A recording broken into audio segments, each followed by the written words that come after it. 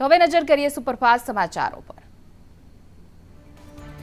આજે ભાજપની કેન્દ્રીય ચૂંટણી સમિતિની બેઠક દિલ્હી કમલમમાં સાંજે 6 વાગે મળશે। બેઠક પીએમ મોદી અને જેપી નડ્ડાની અધ્યક્ષતામાં બેઠકમાં ગુજરાત મહારાષ્ટ્રના ઉમેદવાર નક્કી થશે। તેલંગાણા અને અન્ય રાજ્યના ઉમેદવારો નક્કી થશે। કોર કમિટીની બેઠકમાં ઉમેદવારોના નામ પર થઈ હતી ચર્ચા। સીઈસીની બેઠક બાદ જાહેર થશે ભાજપનું લિસ્ટ। ગુજરાતની 11 બેઠકના ઉમેદવાર જાહેર થવાના બાકી। પ્રથમ યાદીમાં 15 બેઠકોના ઉમેદવાર જાહેર કરાયા હતા। આજે કોંગ્રેસના ઉમેદવારોની બીજી યાદી જાહેર થઈ શકે છે। અધ્યક્ષ મલ્લિકાર્જુન ખડગેની અધ્યક્ષતામાં કોંગ્રેસ સેન્ટ્રલ ઇલેક્શન કમિટીની મળશે બેઠક। ગુજરાતની 24 બેઠકના ઉમેદવાર માટે થશે ચર્ચા। ગુજરાત કોંગ્રેસ પ્રભારી કોંગ્રેસ અધ્યક્ષ રહેશે હાજર। આજે મોડી રાત્રે કોંગ્રેસની યાદી જાહેર થઈ શકે છે। બનાસકાંઠાથી ગેનીબેન ઠાકોર સંભવિત ઉમેદવાર છે, જ્યારે પાટણ બેઠક માટે જગદીશ ઠાકોર સંભવિત ઉમેદવાર। ગાંધીનગર બેઠક માટે હિમાંશુ પટેલ સંભવિત ઉમેદવાર। કોંગ્રેસ બારડોલી બેઠક માટે આનંદ ચૌધરીને ઉમેદવાર જાહેર કરી શકે છે, તો અમરેલી બેઠક માટે વિરજી ઠુમ્મર સંભવિત ઉમેદવાર। પોરબંદર બેઠક માટે લલિત વસોયા સંભવિત ઉમેદવાર છે। છોટાઉદેપુર માટે અર્જુન રાઠવા સંભવિત ઉમેદવાર। દિલ્હીમાં મળવાની છે ભાજપ ચૂંટણી સમિતિની બેઠક। બીજી યાદીમાં ગુજરાતના 11 નામ પણ જાહેર થઈ શકે છે। ભાજપના 11 ચહેરાઓ ચોંકાવનારા હોઈ શકે છે। ગુજરાતની તમામ 26 બેઠકો માટે થઈ ચૂક્યું છે મંથન। 11માંથી મોટાભાગની બેઠકો પર નવા ચહેરાને તક મળી શકે છે। અમરેલી અને વલસાડમાં નવા ચહેરાઓ ઉતારાઈ શકે છે। અમદાવાદ ઈસ્ટ સાબરકાંઠામાં મહિલા ઉમેદવારો ઉતારાઈ શકે છે, તો સુરેન્દ્રનગર જૂનાગઢમાં પણ નવા ચહેરાઓને તક અપાઈ શકે છે। ચૂંટણી અગાઉ રાજ્યમાં ભાજપ જોડો અભિયાન। બીટીપીના અધ્યક્ષ મહેશ વસાવા હજારો સમર્થકો સાથે ભાજપમાં જોડાશે। મહેશ વસાવાના પિતા છોટુ વસાવા સાથે મતભેદ। આદિવાસી વિસ્તારમાં વર્ચસ્વ ધરાવે છે મહેશ વસાવા। લોકસભા ચૂંટણી પહેલા આપને મોટો ઝટકો। ભરૂચ જિલ્લા આપમાં રાજીનામા, તો પૂર્વ પ્રમુખ જયરામે રાજીનામું આપ્યું। પૂર્વ પ્રમુખ ભદ્રેશ પટેલનું રાજીનામું, તો 50થી પણ વધુ કાર્યકર્તાઓ સાથે કેસરીઓ ધારણ કરશે। મુખ્યમંત્રી ભૂપેન્દ્ર પટેલ આજે જશે દિલ્હી। સાંજે કેન્દ્રીય ચૂંટણી સમિતિની બેઠકમાં રહેશે ઉપસ્થિત, તો પીએમ નરેન્દ્ર મોદીની અધ્યક્ષતામાં બેઠકનું છે આયોજન। લોકસભા ચૂંટણી માટે બાકી ઉમેદવારોના નામ પર પણ થશે મંથન। ગુજરાતની 11 બેઠક પર ઉમેદવાર જાહેર થવાના હજુ બાકી।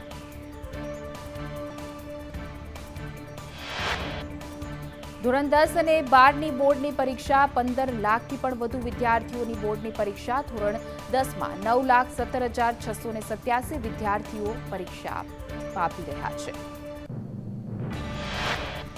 ધોરણ 10માં પ્રથમ પેપર ભાષાનું 1.65 લાખ વિદ્યાર્થીઓ રિપીટર તરીકે પરીક્ષા આપી રહ્યા છે। ધોરણ 10માં 84 ઝોનમાં 981 કેન્દ્રો પર પરીક્ષાનું આયોજન।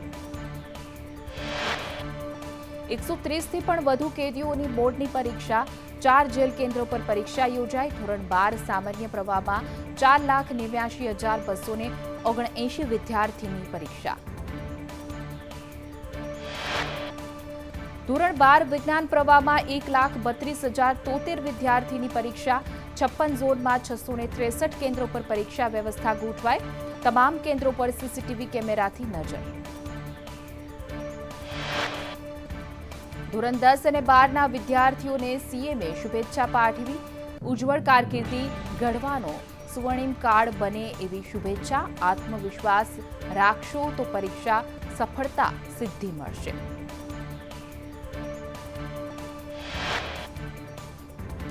શિક્ષણ મંત્રીએ બોર્ડના વિદ્યાર્થીઓને પેડ આપી શુભેચ્છા પાઠવી, તો કુબેર ડિંડોર તથા પ્રફુલ પાનશેરિયા ગાંધીનગરથી સ્કૂલમાં વિદ્યાર્થીઓને આવકાર્યા।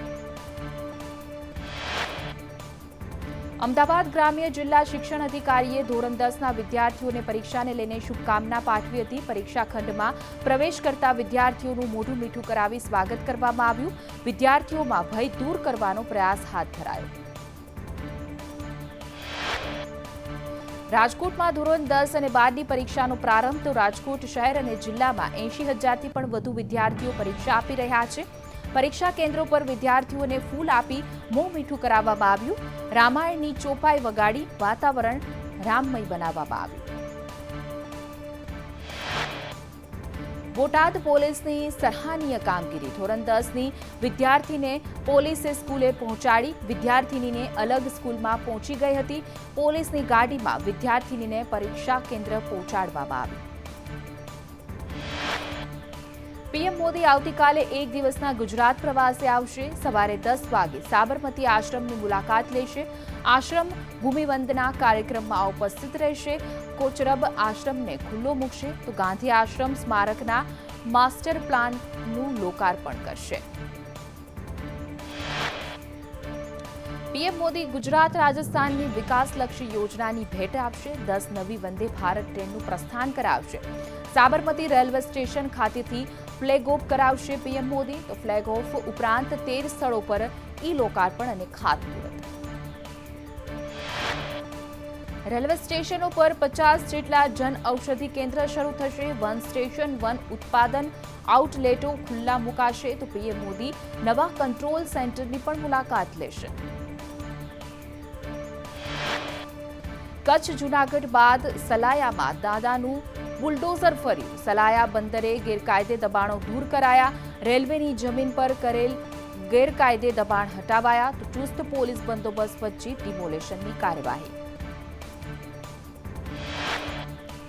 પીએમ મોદી આવતીકાલે ગાંધી આશ્રમની મુલાકાત લેશે. સીએમ ભૂપેન્દ્ર પટેલ ગાંધી આશ્રમમાં તૈયારીઓની કરી સમીક્ષા. આશ્રમમાં ભૂમિવંદના કાર્યક્રમ સ્થળની લીધી મુલાકાત. 1200 કરોડના ખર્ચે આશ્રમનો પુનઃવિકાસ થશે. અમદાવાદના સાબરમતી નદી કાંઠે આવેલા ઐતિહાસિક ગાંધી આશ્રમનું રીડેવલપમેન્ટ થશે. વડાપ્રધાન નરેન્દ્ર મોદી પ્રોજેક્ટનું લોન્ચિંગ કરશે.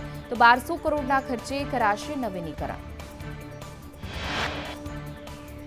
સીએમ ભૂપેન્દ્ર પટેલે ખારીકટ કેનાલનું કર્યું નિરીક્ષણ. 1200 કરોડના ખર્ચે ખારીકટ કેનાલનું થશે નવીનીકરણ. પીએમ લોકસભા ચૂંટણી પહેલા કરી શકે છે લોકાર્પણ. મહીસાગરમાં એસટીની સવારી બની અસલામત સવારી. મોબાઈલ હાથમાં રાખી બસ ચલાવતો ડ્રાઈવરનો વિડીયો વાયરલ થયો. મોબાઈલમાં વિડીયો કોલમાં વાત કરતો વિડીયો વાયરલ થયો.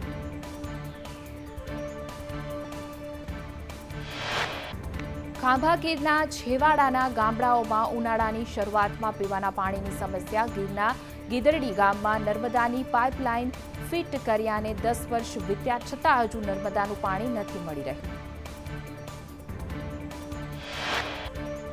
સુરતમાં ગુમ થયેલ 8 વર્ષના બાળકને રાંદેર પોલીસે શોધી કાઢ્યો.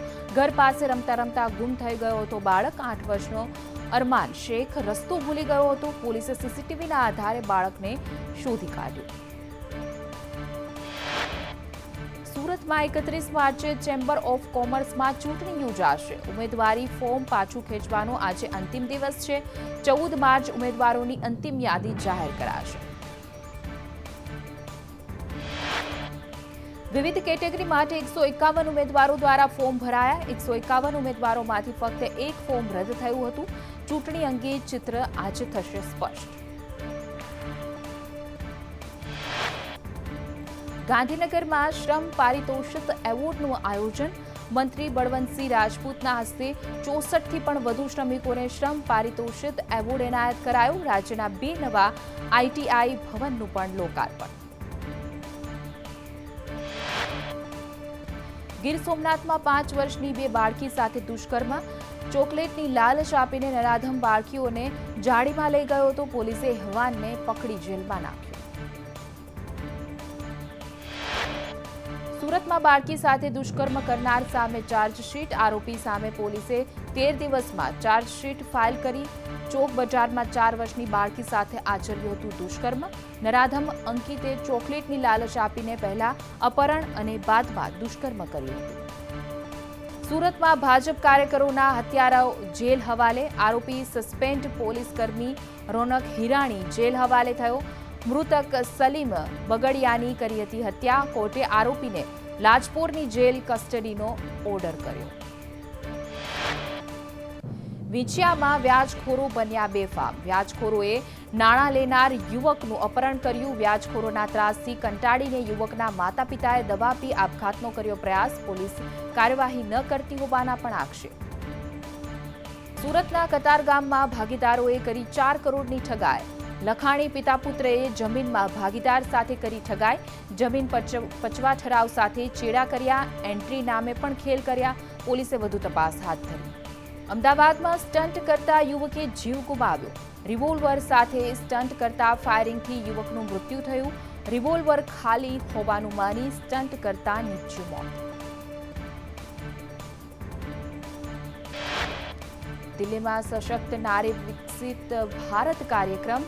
પીએમ મોદીએ લખપતિ દીદીઓને કરી સન્માનિત. 1000 બહેનોને પીએમ મોદીએ ડ્રોન સોંપ્યા. નમો ડ્રોન દીદી લખપતિ દીદી કાર્યક્રમમાં પીએમ ઉપસ્થિત. પીએમ મોદીએ કહ્યું કે હું પહેલો પીએમ જેણે સેનેટરી પેડનો મુદ્દો ઉઠાવ્યો. હું પહેલો પીએમ જેણે મહિલાઓ માટે શૌચાલયની વાત કરી. પીએમ મોદીએ મહિલાઓની ચિંતા અંગે વાત કરતા કહ્યું કે હું પહેલો પીએમ જેણે હજુ માત્ર દીકરીઓને મોડું થાય તો કેમ પૂછો. શું હું પહેલો પીએમ જેણે રસોડામાં ગેસ આપવાની વાત કરી. પીએમ મોદીએ વધુમાં કહ્યું કે પહેલા મહિલાઓ કેવી જિંદગી જીવી રહી હતી. મેં નાનપણથી જે જોયું તે આજે યોજનાઓમાં દેખાય છે. યોજનાઓ ભારતની મહિલાઓની મુશ્કેલીઓ સરળ કરે છે. ડ્રોન દીદીના સન્માન વખતે પીએમના કોંગ્રેસ પર પ્રહાર. કહ્યું કે કોંગ્રેસ જેવા રાજકીય દળોએ મારું અપમાન કર્યું. મારો મજાક પણ ઉડાવવામાં આવ્યો. ઇલેક્ટોરલ બોન્ડને લઈને સુપ્રીમ કોર્ટમાં સુનાવણી. એસબીઆઈએ કોર્ટ પાસે માંગ્યો સમય. એસબીઆઈએ વધુમાં કહ્યું કે કોર્ટને જે આંકડા જોઈએ છે તે મુંબઈમાં છે.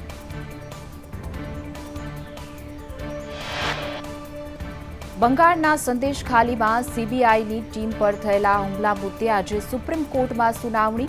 ટીએમસી નેતાને બચાવવા મમતાના હવાત્યા.